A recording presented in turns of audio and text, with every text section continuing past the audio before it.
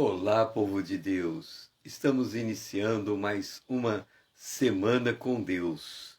Hoje nós vamos para o Salmo de número 142. Bom dia, irmão Paulo. Muito bom estar com você logo nesta manhã.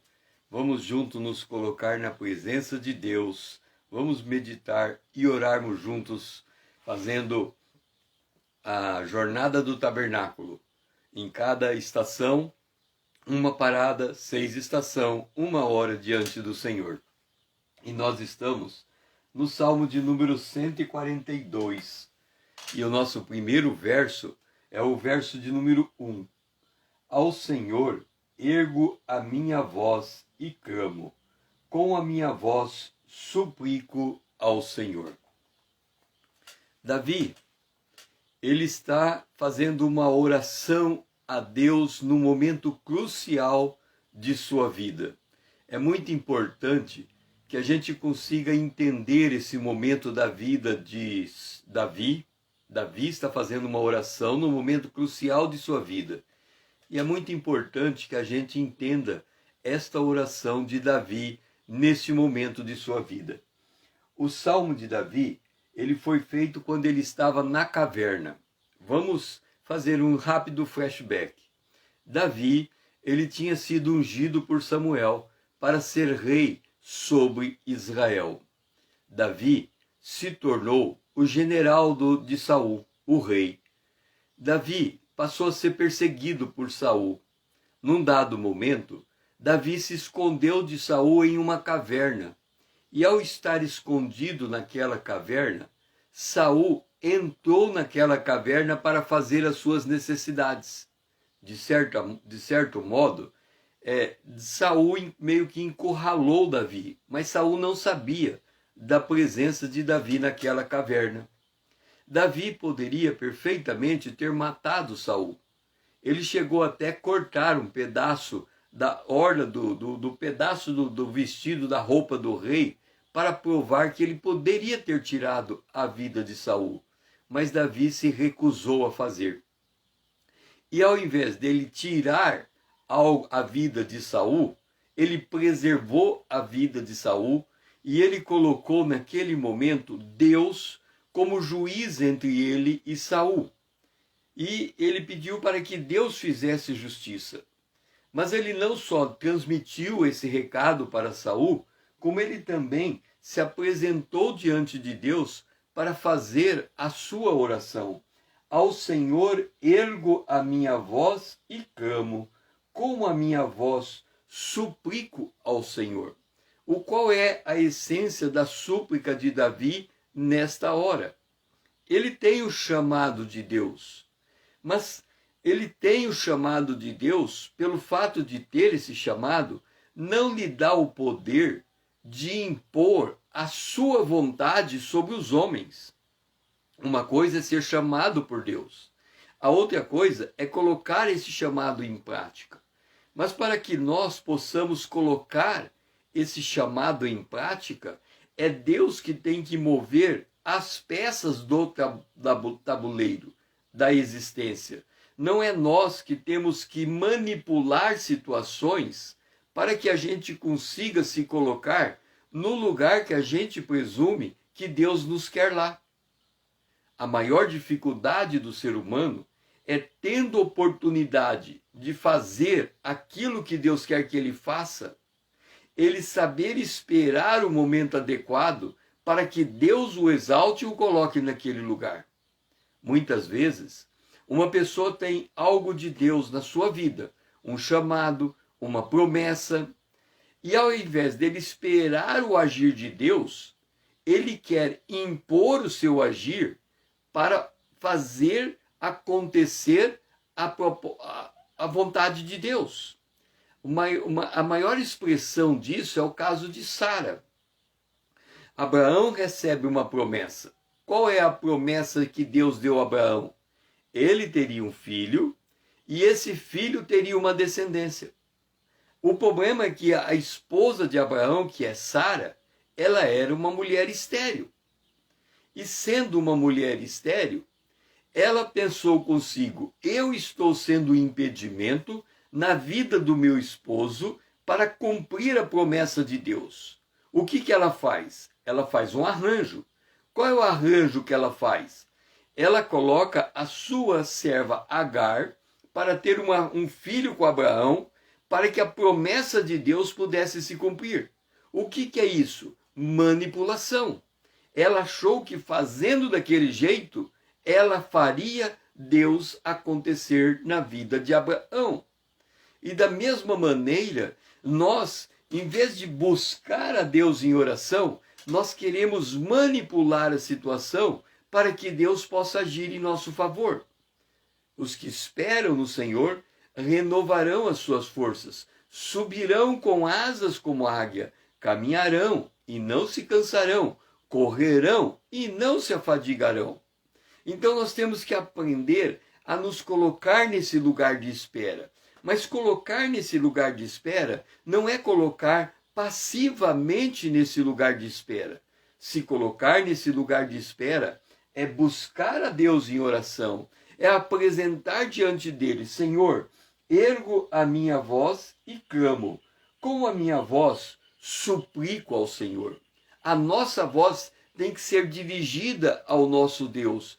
A nossa voz não é para manipular os homens. A nossa voz não é para criar arranjos entre os homens. Quando a gente cria arranjos, quando a gente faz acordo, veja o caso de Josué. Quando Josué entra na terra prometida, uma tribo lhe engana. E um povo que estava ali se veste de maltrapilho, engana Josué, e Josué faz um acordo com aquele povo sem ter consultado a Deus. E ao fechar aquele acordo, ele estava tentando criar uma situação que lhe era favorável. E, no entanto, aquele acordo se tornou um laço. Muitas vezes, os seres humanos, por causa da sua fraqueza, por não saber andar com Deus, por não saber esperar em Deus, ele acha que ele tem que criar uma situação para fazer a vontade de Deus acontecer em sua vida. E ao invés de falar com Deus e pedir a intervenção de Deus, ele fala com os homens e manipula a situação para que os homens coloquem ele numa dada posição, porque ele acha que aquela posição ele é merecedor dela. Ele acha que ele tem direito àquele lugar. Saul era rei de Israel. Davi era rei de Israel.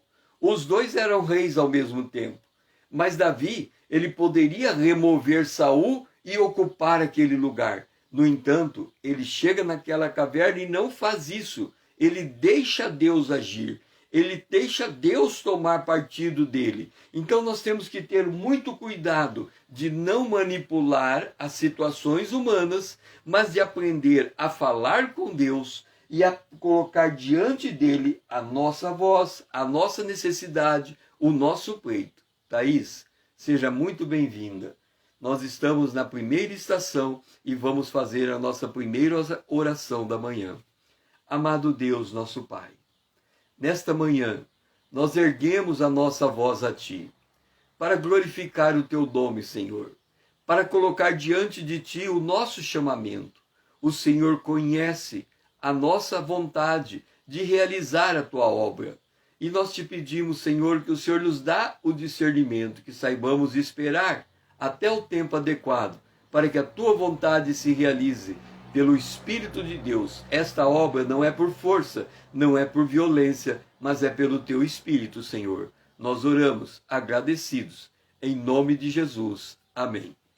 Nós saímos da nossa primeira estação, a estação da Arca da Aliança, que fica no lugar santíssimo, e vamos agora para a nossa segunda estação. A nossa estação é o altar de ouro, que fica no Santo dos Santos. A segunda estação está no Salmo de 142, o versículo 2. Toda a nossa estação, todas as estações estão acontecendo no Salmo 142.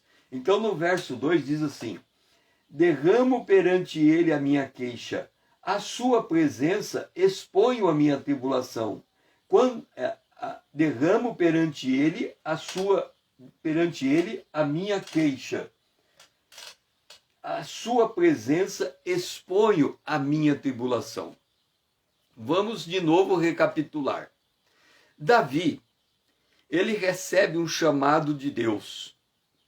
Ele estava na sua casa quando ele recebeu esse chamado. Mas agora, nessa situação em que ele está orando, ele está sendo perseguido por Saul.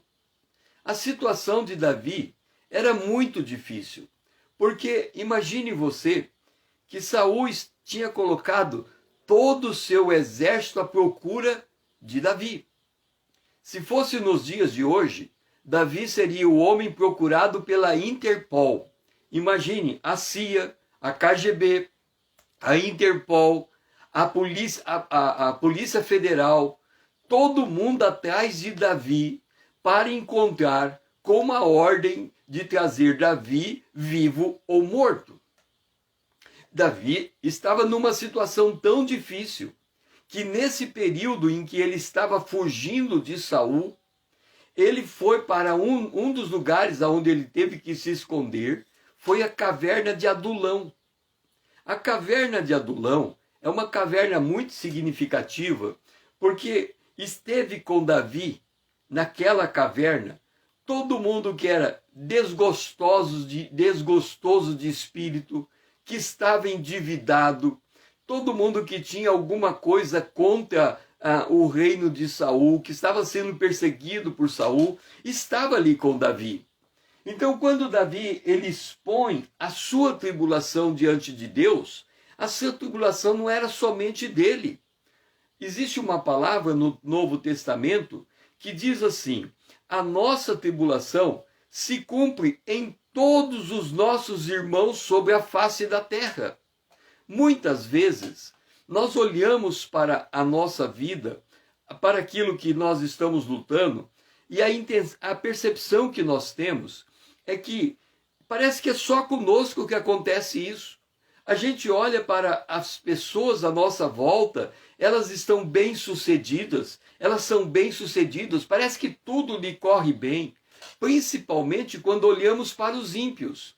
No Salmo 72, o salmista diz assim: eu olhei para os ímpios e o meu coração se endureceu. Eu comecei a ficar embrutecido, porque eu não conseguia entender como é que tudo ia bem para eles. O problema nosso é que nós, quando olhamos comparativamente a nossa vida com as dos outros, o que a gente faz? A gente maximiza o que a gente percebe ser bom para os outros e a gente minimiza o que Deus está fazendo na nossa vida. Nós consideramos a nossa tribulação, a nossa luta como única, como desproporcional, como se a gente fosse o única... aqui tem até aquele ditado, né? Como se a gente fosse a última bolachinha do pacote. Como se todo mundo estivesse olhando para nós, disputando o nosso lugar. A gente começa a olhar a nossa tribulação e a gente começa a aumentar essa tribulação, superdimensionar ela. Quando é que a gente fica abatido, deprimido, triste, cabisbaixo? Quando a gente aumenta a nossa tribulação desproporcionalmente, de tal maneira que a gente acha que não há escapatória para nós. Nesse caso, quando Davi entra, imagina, Davi vai se esconder numa caverna. Quantas cavernas tem naquela região? Muitas cavernas. Davi poderia ter escolhido qualquer uma caverna, mas ele escolhe essa. Eu vou entrar nessa caverna e essa caverna vai ser o meu refúgio. E de repente, aquela caverna que ele está escondido, aquela caverna que ele está deprimido, aquela caverna que ele está entristecido, de repente o rei Saul entra naquela caverna. E quando o rei Saul entra naquela caverna, diz assim: tomou então Saul 3.000 homens escolhidos dentre todo Israel e foi ao encalço de Davi e dos seus homens nas faldas das penhas das cabras monteses. Nas faldas. Chegou a uns currais de ovelhas, no caminho onde havia uma caverna. Entrou nela Saul a aliviar o ventre. Veja que coisa absurda. Saul podia ter escolhido um monte de caverna para fazer da caverna o seu banheiro. E ele resolve fazer exatamente a caverna onde está Davi. Muitas vezes, nós estamos assim, as coisas acontecem fortuitamente, quer dizer, o outro nem estava pensando em pegar Davi naquele lugar. E às vezes acontece, a gente não sabe como é que Deus movimenta as coisas no nosso entorno, mas muitas vezes acontece de que há uma confluência. Por exemplo, a pessoa tem uma empresa, e ela está batalhando na empresa, está tudo entrando nos conformes, ela está pagando as suas dívidas, ela está olhando para frente e está vendo que haverá um momento de folga, ela vai poder respirar. E de repente vem, pumba, a pandemia. E a pandemia desestrutura tudo que ela tinha sonhado. E ela perde tudo aquilo que ela tinha planejado. E a tribulação aumenta, e ela fala, meu Deus, eu estava aqui tentando sair dessa situação difícil, e quando parecia que haveria uma luz, a coisa piora. E aí ela fica naquela situação, e é nessa hora que Davi vem e fala, eu derramo perante ele a minha queixa, a sua presença eu coloco a minha tribulação. Nós temos que aprender a abrir o nosso coração ao Senhor. Nós temos que aprender, e por isso o altar de ouro é um lugar onde eu voluntariamente me apresento na presença de Deus, consciente que eu tenho o Espírito de Deus, consciente que o Espírito de Deus vai me ajudar nessa intercessão que eu vou colocar diante dele. Nesta hora de oração, eu olho para o Senhor e abro a minha vida para ele. Ele conhece as minhas dores. Ele conhece profundamente as minhas necessidades. E ele conhece porque Jesus se fez homem. Porque Jesus, ele é um homem de dores. Porque Jesus sabe da nossa resistência, sabe da nossa fraqueza, sabe da nossa dificuldade, sabe das nossas dúvidas, sabe dos nossos questionamentos. Ele sabe das nossas fraquezas. Então, quando nós estamos expondo para ele, nós estamos expondo algo que ele sabe, mas que nós precisamos saber também. Nós precisamos aprender a nos conhecer, aprender a externar, aprender a falar, porque quando nós falamos, quando nós abrimos a nossa boca e expomos a ele a nossa tribulação, a nossa luta, a nossa batalha, ele entra com assistência, ele entra com recurso, ele entra com vitória, ele entra para ser coparticipante da nossa existência. Então, essa oração de Davi, no meio de um grande perigo, é a nossa oração de todos os dias. Porque Jesus diz, no mundo você vai ter a tribulação. Mas eu tenho que ter bom ânimo. Como é que nós adquirimos esse bom ânimo? Quando aprendemos a colocar nossa luta, a expor a nossa questão, a nossa condição de vida diante do Senhor. E esta é a nossa segunda oração. Senhor, eu estou elevando a minha voz a Ti e eu quero agora, nesta oportunidade, expressar a minha maior necessidade. Expressar o meu anseio, Senhor, de ter essa situação que eu estou vivendo agora resolvida, mas que está acima das minhas capacidades, mas está dentro das tuas providências. Se o Senhor assim quiser, o Senhor pode mudar essa realidade. Esta é minha oração, em nome de Jesus, o teu Filho amado a quem eu amo. Amém. Vamos agora para o nosso café da manhã. Nós vamos para a mesa de pães. A mesa de pães é quando nós nos assentamos junto com Jesus, depois de ter revigorado o nosso espírito, depois de conseguir derramar a nossa alma na presença de Deus, nós agora podemos repartir o pão e nos alimentar. E essa passagem está no verso 3 do Salmo 142. Quanto dentro de mim me esmorece o espírito, conheces a minha vereda. No caminho que ando, me oculta armadilhas. Veja que coisa curiosa. Quando Deus fez cada ser humano com uma identidade própria. Cada um tem a sua própria impressão digital. Cada um tem o seu dom, o seu talento, a sua maneira de ser, a sua maneira de falar, a sua maneira de pensar, a sua maneira de sentir. Então nós estamos aqui. Aqui está o irmão Paulo, aqui está a Thaís, aqui está o César. Cada um de nós é o seu jeito. Mas o homem natural, ele é meio que porco-espinho, no sentido assim. Imagina que você, todo o seu corpo cheios de espinhos. Todo o seu corpo cheio de espinho. Aí eu quero ajudar uma pessoa. Quando eu vou abraçar aquela pessoa, o que acontece? Os espinhos que estão em mim ferem aquela pessoa. Então esses espinhos que estão na minha vida, quando eu vou abraçar aquela pessoa, ele fere aquela pessoa, esses espinhos precisam ser retirados da minha vida.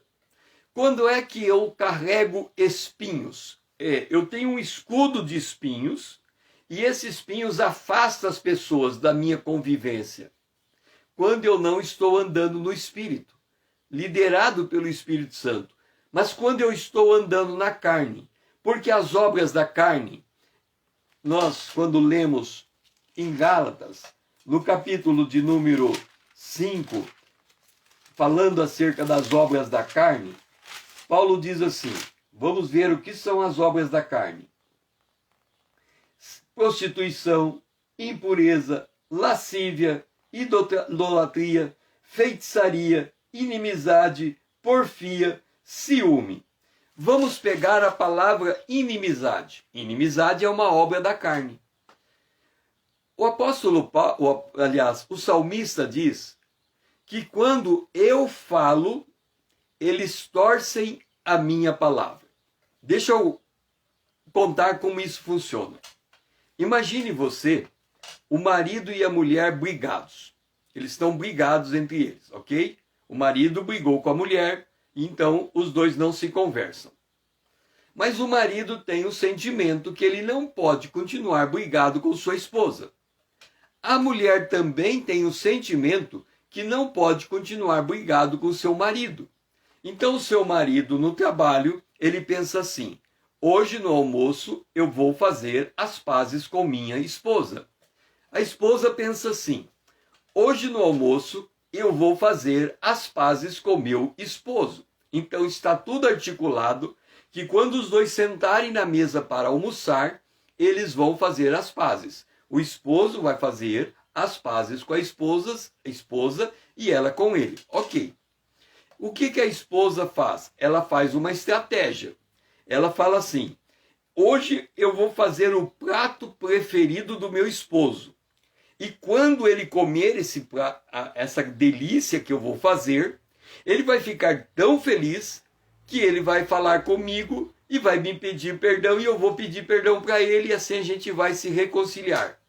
O esposo também faz uma estratégia. Ele diz assim, a minha esposa, eu nunca elogio o que ela faz. Então hoje eu vou chegar em casa e vou elogiar a comida. Então ele já está determinado que ele vai elogiar a comida. E a esposa está determinada a fazer um prato que ele vai gostar. Então está tudo organizado para que os dois tenham paz, para que os dois se reconciliem. Acontece que quando ela faz aquele prato, ela esquece o prato no fogo e ele queima um pouquinho. Dá para sentir o gosto da comida queimada.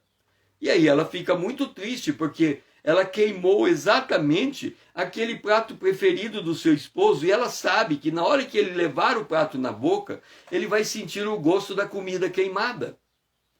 E ele senta na mesa e ele serve aquela delícia.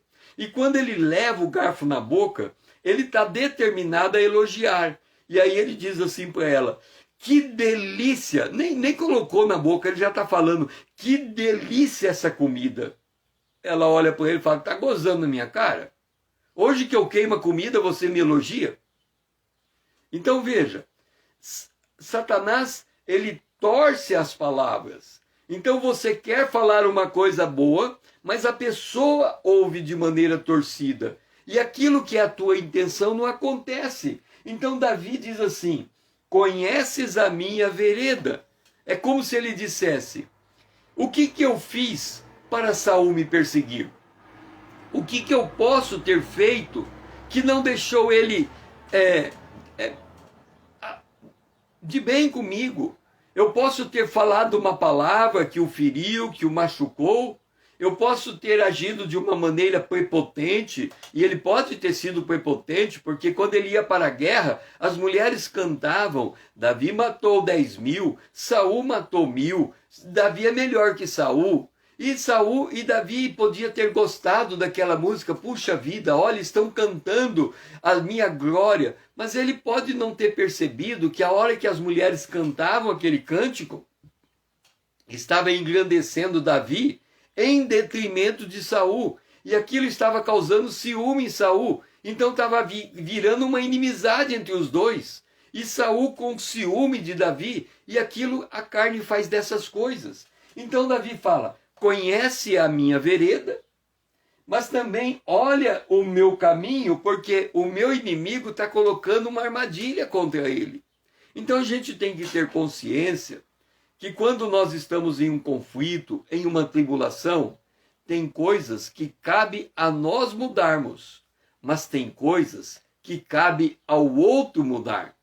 E quem é que vai ser juiz dessa coisa? Quem é que vai dizer o que cabe a nós mudar e o que cabe ao outro mudar? É o próprio Deus. Observa que Davi, ele teve naquela caverna a oportunidade de matar Saul, e todos os seus problemas estariam resolvidos. No entanto, ele se recusou a sair da tribulação do seu jeito. Ainda perdurou muitos anos em que Davi continuou sendo perseguido, ele continuou não sendo o rei de Israel, até que Saul veio a morrer, e ainda assim ele não se apressou a ser rei sobre todo Israel. Por quê? Porque ele esperava em Deus. Porque Davi tinha consciência que se alguém poderia colocar ele no lugar de honra, esse alguém era Deus. Então Davi, ele era um homem desarmado. Ele não era um homem que ele manipulava situações. Ele sabia que quando Deus olha para uma situação, ele está olhando tanto para o que eu estou fazendo, como também para o que o outro está fazendo. E eu tenho que ter o temor de Deus e a consciência de Deus, que do tanto quanto o outro precisa mudar, eu também preciso mudar. Eu também preciso reconsiderar os meus caminhos. E essa é a nossa parte mais difícil. Pedir para o Senhor: conhece a minha vereda. Olha o caminho que eu estou andando. Examina o meu coração. Eu quero ter um coração limpo. Eu quero ser transparente. Eu quero ter vitória. Mas eu preciso que o Senhor trabalhe comigo. E essa é a nossa oração nessa manhã. Amado Deus e nosso Pai, nós glorificamos a Ti, Senhor. Porque o Senhor é aquele que olha para o nosso caminho. O Senhor pesa o nosso espírito. O Senhor sabe das nossas intenções. E nós precisamos que a nossa intenção seja pura. Que a gente não tenha espinhos que possa afastar as pessoas de nós. Mas que nós possamos ter a presença do Teu Espírito em nós. Por isso, Senhor, encha-nos com Teu Espírito, mas que a gente esvazie do nosso ego. Essa é a nossa oração nessa manhã, em nome de Jesus. Amém. Vamos para a nossa quarta estação. Nós estamos agora no Salmo 142, o versículo 4.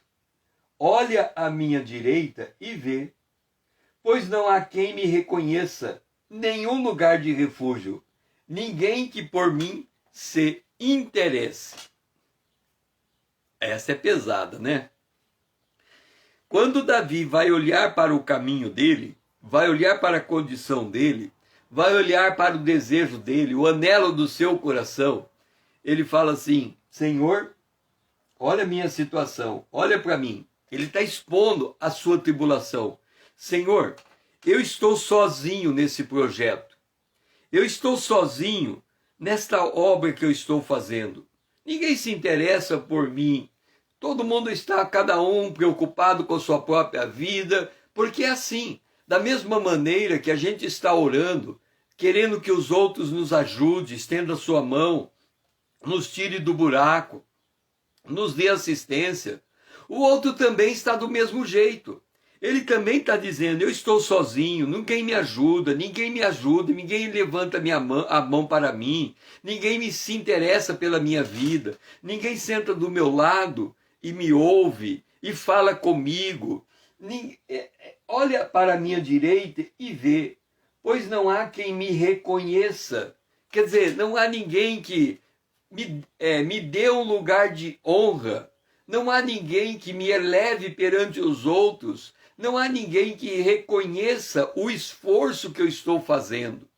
Quantas vezes não acontece isso conosco ao longo da nossa existência? Nós temos projetos, temos anseios, temos sonhos, mas nós nos vemos sozinhos, nos vemos desassistidos.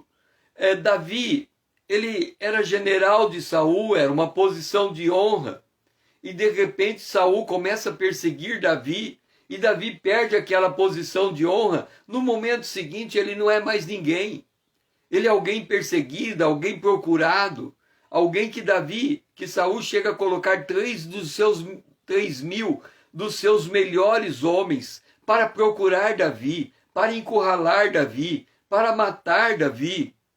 E Davi está desesperado.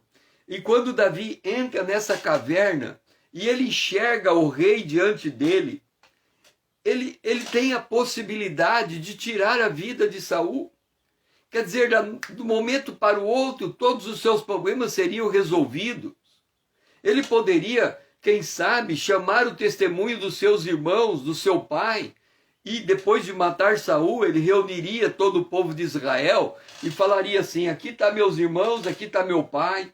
Eles estavam lá em casa no dia que o profeta Samuel chegou, e o profeta Samuel olhou para todos os meus irmãos, e ele passou um por um, achando que aquele seria o escolhido de Deus. Nenhum dos meus irmãos foram escolhidos, mas eu fui escolhido. Agora, olha bem, veja como são as coisas. Para Davi engrandecer o seu chamado, ele teria que diminuir os seus irmãos. Veja que coisa terrível. Para Davi chegar e dizer assim: eu sou o rei de Israel, ele teria que dizer: e meus irmãos não foram escolhidos para ser rei. É muito difícil quando nós entendemos que o homem é feito à imagem e semelhança de Deus. É muito difícil a gente querer ocupar um lugar de grandeza, quando para isso nós precisamos rebaixar alguém. É por isso que nós não podemos querer manipular as coisas para alcançar o nosso espaço em um lugar. No mundo é competitivo. O mundo, ele faz assim porque é tudo uma pirâmide. Quanto mais você sobe, menos lugar existe. Quanto mais você sobe, mais você é obrigado a empurrar os outros daquele lugar. E aí, ao invés de você subir conquistando amigos, você sobe fazendo inimigos. Você sobe pisando nas pessoas. Você sobe desprezando as pessoas. Você sobe diminuindo as pessoas. Porque quando Deus chama Moisés, entrega os 10 mandamentos, a lei de Deus, isso está no capítulo 20 de Êxodo. Deus entrega os 10 mandamentos. Só que quando ele entrega os 10 mandamentos, ele não diz que se obedecer os 10 mandamentos, nós haveríamos de receber a bênção de Deus. Deus não diz isso. Ele diz assim: não matarás, não roubarás, não fará isso, não fará aquilo. Mas ele sabia que o homem, ele tem a lei de Deus no seu coração, mas ele não tem o poder de obedecer esta lei. Ele faz tudo atrapalhado, ele quer fazer a vontade de Deus, mas ele faz tudo da pior maneira possível. Ele faz, é como eu disse, ele faz subindo, pisando, machucando as pessoas. Então ele faz tudo atrapalhado. Mas aí, no final do capítulo 20, quando termina a entrega dos 10 mandamentos, Deus dá uma ordem a Moisés e ele fala assim: faz um altar de pedra. Não faça esse altar de pedra trabalhada. Pega a pedra que você vai encontrando pelo caminho e monte aquele altar. O que Deus está dizendo é: eu estou pegando as tribulações que você passou, as humilhações que você passou, as ofensas que você recebeu, são as pedras do meio do caminho. Eu estou pegando essas pedras e juntando tudo. Você não precisa fazer a tua defesa. Você não precisa ficar preocupado com o que os outros estão dizendo de você. Vai juntando essas pedras. Quando mais pedra você juntar, maior será o altar que você vai colocar diante de mim. O que é juntar essas pedras? É pegar a minha tribulação aqui, Senhor, olha o que eu passei, eu fui humilhado aqui, pega aquela outra tribulação, Senhor, olha a ofensa que fizeram, me ofenderam, pega aquela outra pedra. Mas quando você pegar aquela pedra para construir aquele altar, você tem que abandonar aquela pedra naquele altar. Você não pode pegar a pedra de volta. Significa que se alguém te ofendeu, você tem que liberar o perdão. Você não pode carregar uma conexão emocional negativa com aquela pessoa. Você tem que estar livre. Você tem que ser capaz de pegar a tua tribulação. A tua tribulação, ela precisa ser como um livro. Ou seja, você tem que ser capaz de abrir qualquer página do livro e poder olhar, poder ler e falar: olha esse dia, eu fui humilhado nesse dia, que coisa, falaram mal de mim, mas eu liberei o perdão, eu pude amar essa pessoa, eu pude compreender o comportamento dela. Aí você pega uma outra página do livro que sangrava antes e você fala: olha só, nesse dia eu estava num lugar de honra e eu fui tirado daquela posição. Eu fui humilhado na presença de tanta gente, mas eu compreendo aquela pessoa. Ela não sabia que eu tinha um chamado de Deus. Eu libero o perdão para ela. Então você consegue pegar todos os teus dias e transformar esses dias, como pedras que você deposita nesse altar. Então é isso. Olha à minha direita. Não há lugar de refúgio, ninguém que por mim se interessa. Mas você pega essa pedra e coloca diante de Deus e diz: mas essa obra é tua. O Senhor está me enxergando, o Senhor me ama, o Senhor me observa. Tanto é que eu estou aqui falando com o Senhor, eu estou elevando a minha voz e o Senhor está ouvindo a minha oração. Quer dizer, se ele diz que não tem um lugar de refúgio, mas ele está orando a Deus, então há uma contradição. O lugar de refúgio dele é exatamente esse lugar de oração. E é para esse lugar que o Senhor nos leva essa manhã, que o Senhor abre os nossos olhos para nós entendermos que o Senhor está nos assistindo e nós não estamos desamparados como nós pensamos que estamos. Amado Deus, quantas pedras já foram lançadas contra nós. Mas nós estamos aqui para pegar esta pedra e fazer uma desconexão emocional. Significa liberar o perdão para com todos aqueles que nós algum dia entendemos que estas pessoas eram impedimentos no nosso crescimento espiritual. Na verdade, Senhor, eles não eram. Era que nós não sabíamos nos socorrer a Ti, encontrar em Ti a força, o alento, a esperança, e esperar o Senhor colocar tudo no seu devido lugar. Mas agora nós reconhecemos essa necessidade, Senhor, e oramos, agradecidos, em nome de Jesus, o Teu Filho amado, a quem nós amamos. Amém. Vamos agora sair fora nesse lugar santo e vamos para o pátio. Quando nós chegamos no pátio, aí é o momento em que nós estamos preparados para sair pela porta, para enfrentarmos esse dia com a força do Senhor, com a presença do Senhor.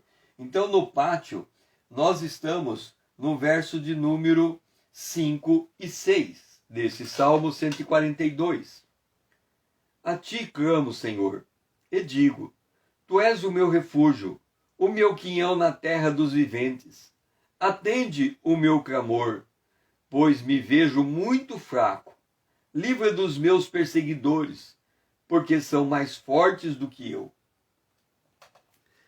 Veja como é a condição de Davi, como ele vai transitando, à medida que ele vai conversando com Deus, ele vai tirando a sua confiança daquilo que não lhe dá nenhuma sustentação e coloca a sua confiança aonde verdadeiramente procede a sua força e a sua esperança. Antes ele disse, eu não encontro nenhum lugar de refúgio. Mas agora ele diz assim, tu és o meu refúgio. Observa a importância da oração. Quando nós estamos orando, nós temos que entender que a oração é uma construção de entendimento. É um discernimento do mover de Deus sobre a nossa vida. O conversar com Deus é ao mesmo tempo um abrir da nossa vida. É derramar luz para as situações que nós estamos vivendo. Porque como que é a tribulação? A tribulação, eu não tenho aqui nenhum medicamento. Mas quando você pega um remédio, ele tem uma cápsula. Aquela cápsula, ela não tem valor nenhum em si mesmo. Ela é só uma maneira de guardar as propriedades químicas e físicas daquela substância, daquele pozinho que é colocado dentro da cápsula. A cápsula é fechada. Seja bem-vindo, Vanessa.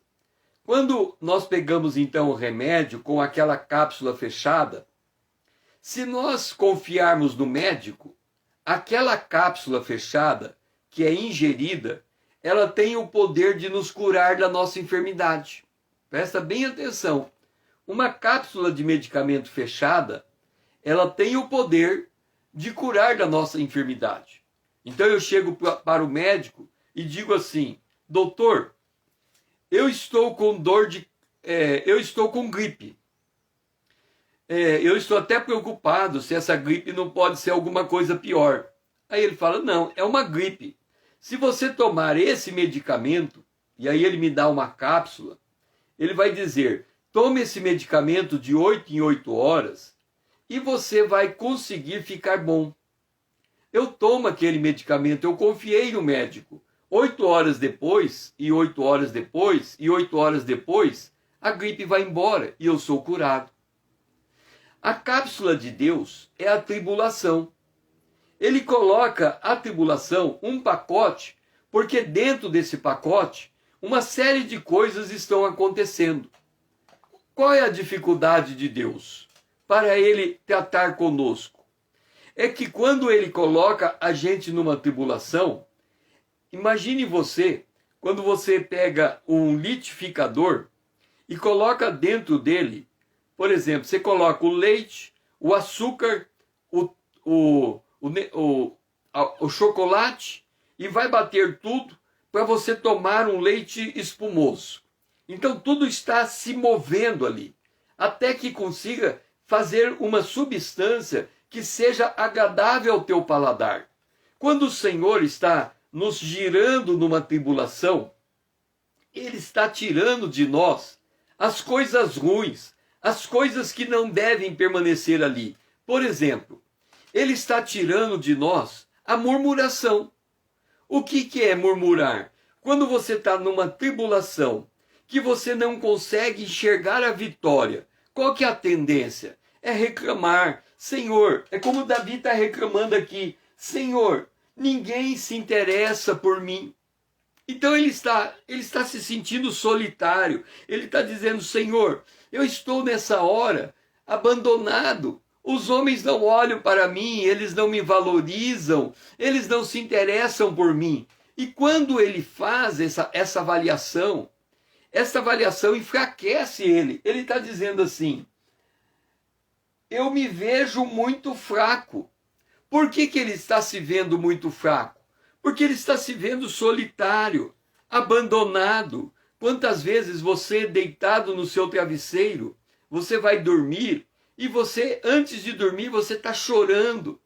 Chorando porque ninguém observa você, ninguém viu o drama que você estava vivendo, porque cada um está isolado no seu próprio mundo, na sua própria casinha. Nós somos pessoas para viver em convivência uma com as outras, no mesmo propósito de vida, tudo alinhado, tudo em paz, mas não é isso que acontece.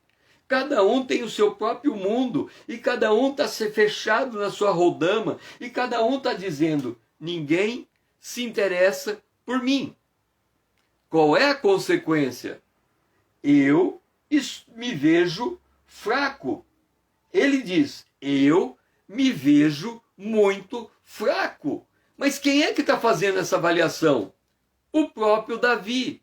Davi é que está olhando para dentro dele e está dizendo, eu não estou vendo nada dentro de mim. Eu não vejo sabedoria, eu vejo só amargura, eu vejo tristeza, eu vejo depressão, eu vejo isso. E cada vez que ele olha para dentro dele, ele encontra uma coisa pior do que a outra. Mas essa é a condição do homem caído. É por isso que nós temos que olhar para Jesus. Então, quando ele olha para ele, ele diz, não tem nenhum refúgio. Está tudo perdido, está tudo acabado. Mas quando ele levanta os olhos a Deus, ele diz, eu encontro em ti o meu refúgio. Eu encontro em ti a tua bondade. Eu encontro em ti a tua misericórdia. Eu encontro em ti o teu cuidado. Eu encontro em ti alguém que está me ouvindo, alguém que me ama, alguém que conhece a minha estrutura, alguém que conhece a minha fraqueza, alguém que conhece a minha forma de pensar, alguém que conhece os meus caminhos, alguém que sabe o que de fato eu estou precisando. Então o que Davi está dizendo? Atende o meu clamor, pois eu me vejo muito fraco. Mas ele já está mudando a sua atitude. Ele diz, tu és o meu refúgio, o meu quinhão na terra dos viventes. Ele está dizendo assim, Senhor, eu sou tão pobre, tão desamparado, tão isolado, tão abandonado, que eu não tenho mais nada. Mas agora eu descobri que nesse nada que eu não tenho, abriu um espaço para o Senhor entrar dentro de mim. Agora, o Senhor habita comigo. O Senhor está diante de mim. Por isso que Paulo ensina, fortalecei-vos no Senhor. Quer dizer, se fortaleça com a presença de Deus dentro de você. E se fortaleça com o poder de Deus sobre você. Então nós não somos abandonados, nós não somos desamparados. Pelo contrário, nós somos assistidos, nós somos fortalecidos, nós reconhecemos a presença de Deus em nossa vida. E quando nós reconhecemos, nós, através da nossa oração, estamos construindo o nosso refúgio. Estamos cobrindo o nosso coração. Aquilo que é ruim, estamos deixando sair, liberando o perdão. E aquilo que é bom está permanecendo dentro de nós. Amado Deus e nosso Pai, nós glorificamos a Ti, Senhor, porque através da oração nós podemos construir diante de Ti o nosso refúgio. É orando, Senhor, que nós encontramos a nossa estabilidade emocional. É orando, Senhor, e expondo a nossa tribulação, que nós encontramos o nosso equilíbrio. Senhor, quantas vezes estamos desequilibrados porque não falávamos contigo, mas agora, nesta manhã, estamos encontrando o nosso ponto de equilíbrio, porque estamos abrindo o nosso coração ao Senhor e construindo, através da nossa oração, o nosso lugar de refúgio. Esta é a nossa oração, em nome de Jesus, o teu Filho amado, a quem nós amamos. Amém. Vamos agora para o altar de cobre. O altar de cobre é a última posição antes de abrir a porta e entrarmos para a lide do mundo, e entrarmos para as experiências que esse dia está nos reservando. E nesse altar de cobre, nós estamos no versículo de número 7. Tira a minha alma do cárcere, para que eu dê graça ao teu nome. Os justos me rodearão quando me fizeres este bem. Vamos entender a situação de Davi. Davi está dentro de uma caverna. Saul resolve fazer daquela caverna que Davi achava que era o lugar do refúgio dele, do banheiro de Saul. Saul entrou ali para fazer as suas necessidades. Vamos lá. Chegou a uns currais de ovelha, no caminho onde havia uma caverna. Entrou nela Saul a aliviar o ventre. Ora, Davi e os seus homens estavam sentados no mais interior da caverna, da mesma. Então Davi, ele faz uma caverna de refúgio. E quando ele faz aquela caverna o seu refúgio, aquela caverna se torna a sua armadilha. A frase de hoje é: o Senhor tira a minha alma do cárcere. O que quer dizer isso? Quando eu manipulo as pessoas à minha volta, querendo que elas trabalhem a meu favor, a minha manipulação, que vai parecer que está contribuindo a meu favor, se torna a minha armadilha. Quando eu estou agindo para tentar manipular a situação à minha volta, da minha maneira, obrigando as pessoas a se comportarem de maneira diferente, quando eu acho que eu tenho que conseguir o meu lugar de direito pela força. Hoje no Brasil acontece muito isso, né? O brasileiro é muito cheio de direito. Não, eu vou atrás do meu direito, eu tenho que prevalecer o meu direito, eu tenho que cobrar isso na justiça, o governo tem que me dar isso, o governo tem que me dar aquilo, porque se as pessoas não me derem isso, eu vou dar o meu grito. Quer dizer, a pessoa está num cárcere, ela percebe que ela está sem o seu direito, porque ela já está dizendo: eu perdi o meu direito e eu vou lutar pelo meu direito. Ora, se ela está dizendo que ela vai lutar pelo seu direito, aonde que ela está? Quem não tem direito está preso. Quem não tem direito está no cárcere. Então, quando eu declaro: eu exijo o meu direito, traduzindo, eu estou encarcerado. Ok? De novo. Quando eu declaro: eu exijo o meu direito, traduz: eu estou encarcerado. Mas o que Davi diz? Tira a minha alma do cárcere. Agora você tem que fazer uma avaliação ao longo desse dia. Você vai lutar pelo teu direito, e quanto mais você lutar pelo teu direito, maior é a armadilha que você constrói contra você. Ou você vai abrir mão do teu direito e deixar Deus fazer justiça por você. Olha como Davi fez naquela caverna. Ele disse assim: Saul, julgue o Senhor entre mim e ti, e vinga-me, Senhor, a teu respeito. Porém a minha mão não será contra ti. Dos perversos procede a perversão, a perversidade. Diz o provérbio dos antigos: porém a minha mão não está contra ti. Após quem saiu o rei de Israel? A quem persegue? A um cão morto? A uma pulga? Seja o Senhor o meu juiz, e julgue entre mim e ti. E veja, e pleiteie a minha causa, e me faça justiça, e me livre da tua mão. Esta foi a oração de Davi. Ele não saiu para defender o seu direito. Ele disse: eu vou deixar o meu direito na mão de Deus. Ele vai pleitear a minha causa. Se ele quiser me tirar desse cárcere, ele vai me tirar. Num outro encontro que Davi tem com Saul, ele diz isso: Saul, eu não sei por que você está me perseguindo. Você pode estar me perseguindo porque é a vontade de Deus para a minha vida. Você pode estar me perseguindo porque os teus generais estão incitando você contra mim. Eu não sei o teu motivo.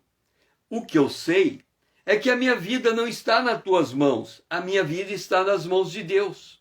Então, se você estiver perseguindo, porque esta é a vontade de Deus para a minha vida, eu glorifico a Deus pela tribulação que eu estou passando, porque Deus está tratando comigo. Agora, se você está me perseguindo porque você está incitado pelos teus homens, então Deus é o juiz nessa causa. É Ele que vai julgar quem está certo e quem está errado. Eu não vou fazer nada. Eu vou esperar na presença de Deus. Então, quando nós baixamos as nossas armas, quando nós não questionamos mais o comportamento das pessoas à nossa volta, quando nós não ficamos julgando a motivação das pessoas, nós estamos colocando Deus por nosso refúgio. Nós estamos reconhecendo que as pessoas têm liberdade de agirem do jeito que querem, de terem as suas próprias motivações. Quem somos nós para julgarmos a motivação da pessoa que se levanta contra nós? Se nem nós somos capazes de julgar a nossa motivação diante de Deus.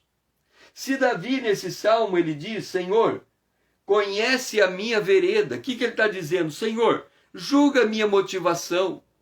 Julga o que é que está movendo. Por que eu estou me sentindo tão desamparado? Será que é porque eu não estou querendo manipular as coisas à minha volta? Querer obrigar que as pessoas me deem o lugar de honra? Será que é porque eu não estou descansando em Ti? Então nós temos que...